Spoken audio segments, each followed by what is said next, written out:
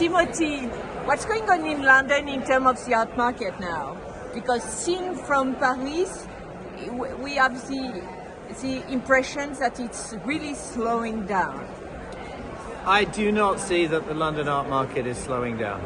I think that there is a generational shift taking place, perhaps amongst certain dealers and with an audience. I think there's a new audience coming through.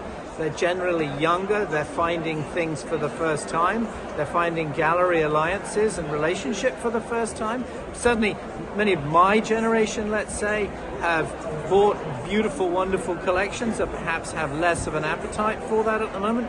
But it doesn't mean that London's lost any of its central position in the art world. Working in it, I feel the energy is still very healthy. Ah, really? Yes. So you think the Brexit had no effect on the market? I'm not existing in a national environment. So my world extends to America, it extends to Asia, and into various, and obviously I've got your various European collectors that I work with. So I don't see Brexit as being a sort of defining part of my business over the last few years. I mean, logistically, yes, of course. And there are expenses that came with it, but actually, I don't think it's diminished people's appetite. The interest in contemporary art over the last, really since the time I've been doing it. I've had a gallery for nearly 30 years. The interest each year has grown, and I see that in the same way. And look, here at Frieze, the first year we did this, they may have like 15, 18,000 people came through. This year they'll probably get 90,000 people. But are they buyers? There is a greater percentage of buyers every year. Yes. Okay. That is true. But why they're buying might be a different conversation. And you opened a gallery in New York, right? Yes, I did. Yes. So yes. Why? Because America, particularly Manhattan, is the sort of heart and soul of the contemporary art world still. Until now? It's always been. And not always, after the war. Oh, sorry, since the war. Yeah, of course, but since my lifetime, certainly. I came just after the war. Sorry, I'm too old. Yeah. I think about the war. No, I think certainly really since I remember the 80s, I remember the rise of the sort of art star in the 80s and the audience that blossomed from that. But we can witness now a slowdown of the market in general of contemporary art all over the world, no? I think that there is a slowdown perhaps in transactions, but I would still say that great art is still finding its great collectors. But there's not only great artists in the contemporary art market. We know that. But as far as I'm concerned, everything I'm trying to sell is pretty great. Otherwise, I'm not going to stand by it. So, and as for artists which, or lesser works by the artists, yes, perhaps they're a little bit more difficult to sell, but then somebody comes along and buys the thing you thought you'd never sell. That's the beauty of this whole thing. But the thing also is that probably the prices on the first of the primary market are still very high. Are still very high? Yes. Don't you think? Well, look, in many cases, certainly for the artists that are capturing the most attention, the primary prices are actually pretty low. If you look at the secondary market for a lot of these primary artists, the primary price is still pretty low. And so you decided to have a booth which is very special.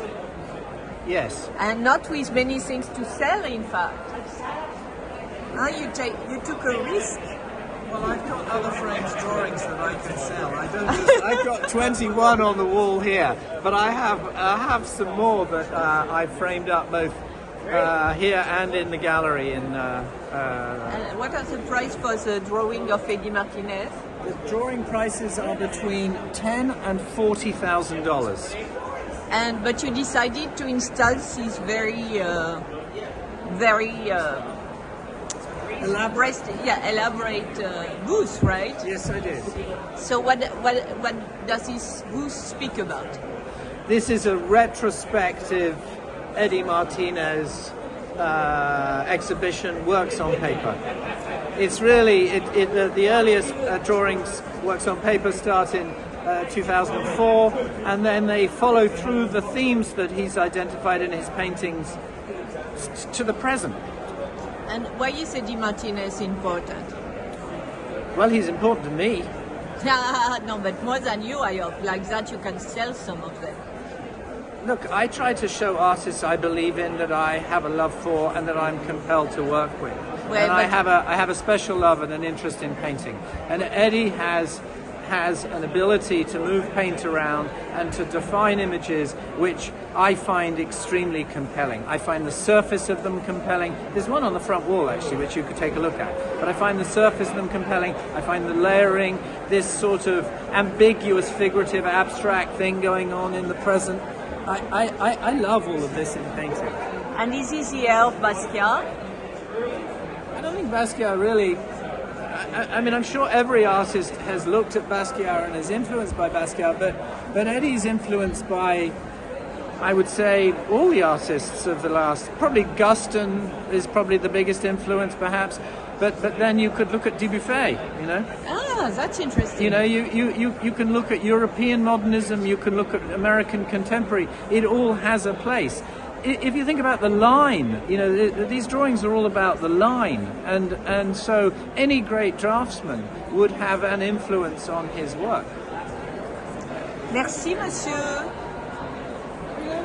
Oh, I'm just warming up. We are not doing a TV program.